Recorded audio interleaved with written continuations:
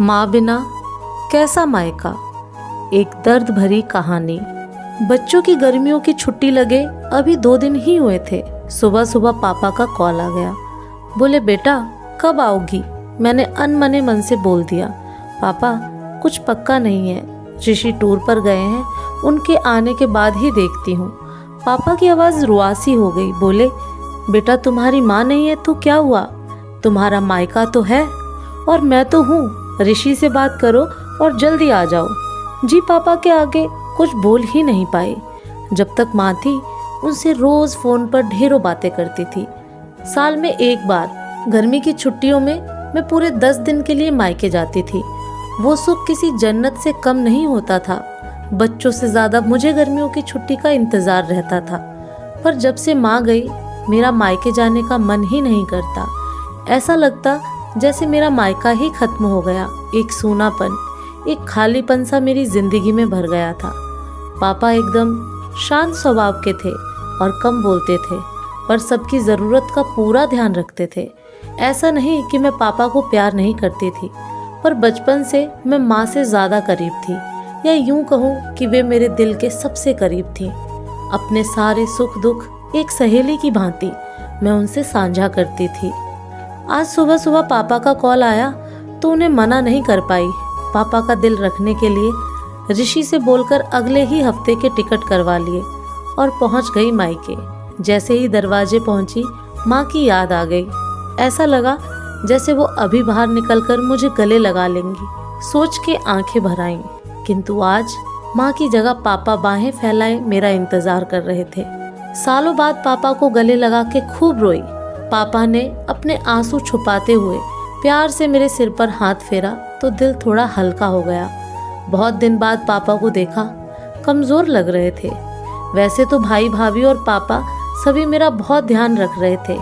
बच्चे तो अपने खेल और मस्ती में व्यस्त हो गए थे, पर ना जाने क्यों मेरी नज़रें हर पल जैसे माँ को ही ढूंढती थीं। आज भी पापा पहले की तरह रोज़ खाने के बाद मेरी पसंदीदा मटका कुल्फ़ी लाना नहीं भूलते थे। भाई भी बच्चों को कभी पार्क, कभी चिड़ियाघर तो कभी बाजार घुमाने ले जाता था। भाभी भी रोज मुझसे पूछकर ही मेरी पसंद का खाना बनाती। सब कुछ पहले की तरह ही था, बस माँ नहीं थी। इस बार मायके में मेरा दिल नहीं लग रहा था। माँ की कमी मुझे बहुत खल रही थी। ऋषि को कॉल करके मैंने 2 दिन बाद का टिकट करवा लिया। सबने मुझे रोकने की बहुत कोशिश की, पर मैं नहीं मानी। देखते ही देखते मेरे जाने का समय आ गया। आज शाम की ट्रेन से मेरी घर वापसी थी। मैंने सामान पैक करके रख लिया था, बस पापा का इंतज़ार कर रही थी। पापा ना जाने सुबह से बिना बताए कहाँ चले गए थे। उनका मोबाइल भी नहीं लग रहा था। मन घबरा रहा था। बिना बताए आखिर गए कहाँ। इधर मेरी ट्रेन का समय भी होता जा रहा था। समझ नहीं आ रहा था कि क्या करूँ। तभी पापा का कॉल आया। बोले गुड़िया तुम लोग स्टेशन पहुँच जाओ, मैं सीधे वहीं पहुँच रहा हूँ। हम लोग स्टेशन पहुँच गए। ट्रेन सही समय पर थी। पापा स्टेशन पर हमारा इंतज़ार कर रहे थे। उनके हाथ में एक बॉक्स था। उन्होंने मुझे देते हुए गले लगाया और बोले इसे ही लेने गया था, इसलिए देर हो गई, संभाल के रखो। मैंने आश्चर्यचकित होते हुए पूछा इसमें क्या है। पापा की आंखें भर आईं। अपने आंसू पोंछते हुए बोले तुम्हारी माँ का प्यार। कुछ समझती तभी ट्रेन आ गई। हमें ट्रेन में बैठा के पापा और भाई ने विदा कर दिया। मेरी नज़रों से ओझल होने तक पापा वहीं खड़े हाथ हिलाते रहे। मैं भी एकटक न जाने कब तक बाहर खिड़की से उन लोगों को निहारती रही। तभी बेटे ने आवाज़ दी और मेरे हाथों में एक चिट्ठी थमाते हुए कहा मम्मी नाना जी ने यह आपके लिए दिया है। मैंने तुरंत चिट्ठी खोली। मेरी प्यारी गुड़िया रानी, सदा खुश रहो। जब तक तुम्हारी माँ थी तुम्हारी हर छोटी बड़ी बात का ख्याल वही रखती थी। मैं जानता हूँ कि मैं तुम्हारी माँ की जगह तो नहीं ले सकता, पर उनकी कमी की पूर्ति करने की कोशिश तो कर सकता हूँ। आज तुम्हारी माँ होती तो हमेशा की तरह अपने हाथों से तुम्हारे लिए बड़ी पापड़ अचार बना के साथ भेजती।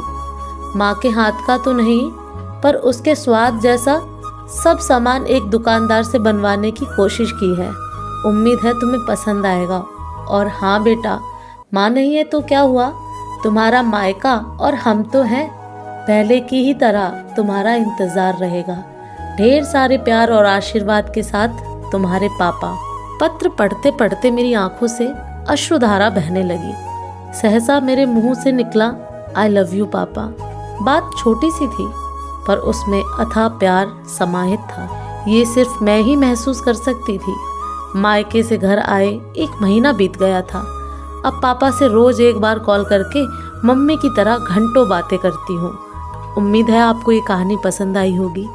कहानी आपको कैसी लगी कमेंट करके ज़रूर बताएं।